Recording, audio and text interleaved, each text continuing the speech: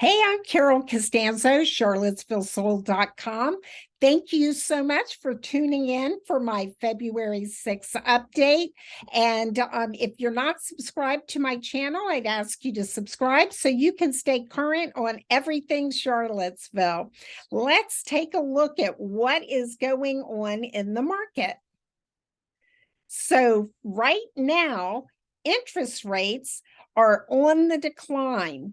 We have seen a drop nationally from a height of 7.08 to 6.09%. And today I had a client lock their rate at 5.1%, which is excellent. We are definitely seeing things get better. If we have interest rates in the 7 to 7.5% rate, it's weak buyer demand. 6.5 to 7 is limited buyer demand. And that's exactly what we saw happening in November and October. The interest rates were beginning to soften and the demand was slower. Between 6 and 6.5%, we have good buyer demand. And that, my friends, is where we are nationally. And Charlottesville right now is moving in the 5.5 to 6%, which is strong buyer demand. So if you want to help out, we need more houses for sale. We are definitely in a tight inventory with pent-up buyer demand. Taking a look at new listings now as compared to past years, up until June, they were predicting that we would continue in that red line going up. And that, my friends, did not happen. Instead, inventory dropped way off. December 2022, we were negative 21% year over year for houses on the market. So that's good news for sellers if you're looking to come on the market.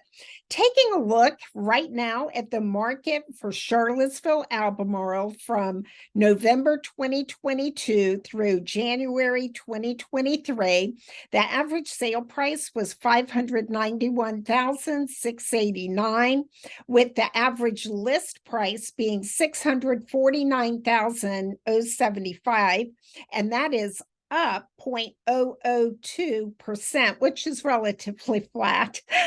Number of properties sold is 248. That is down 0.56%, which honestly is not surprising since a lot of people don't buy over Christmas holidays. The average days on market is up 1.6% to 37 days on market. And the average sale price is $212.93, which is down very slightly. Mike Simonson, the CEO of Altos Research, says, I'm looking at the latest housing data and I see surprising demand indicators, including home price resiliency and supply staying restricted. Who would have guessed that? And that is exactly what we're seeing.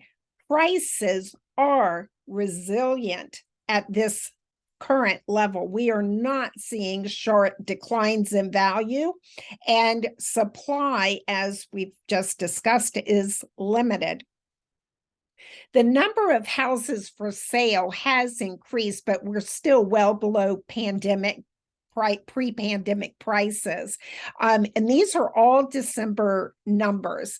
And in 2018, we had 1,184,621 houses on the market nationally. And this December, by contrast, we only had 685 houses on the market. So what's happening now is big banks are revising their forecasts. Goldman Sachs, January 10th, this year predicted a 6.1% decrease in values. And then a few days later, January 24th, they adjusted that to a 2.6% decline. And if we look at the indicators from last month, overall, they were saying we would be within 3% of current values. Have the home values hit bottom? And looking at Case-Shiller, FHFA, Black Knight, and CoreLogic, from July through November, they are showing we are within a very narrow margin of 1% of value changes. So things are getting much more stable. I am hoping to have a good year this year for buyers trying to find a house. Last year was crazy with multiple offers, and there were a lot of buyers that ended up not finding a house. This year, we are looking at having a much healthier, more balanced market. So if you're thinking about buying or selling this year, give me a call, send me a text, shoot me an email, a direct message. I'd love to help you.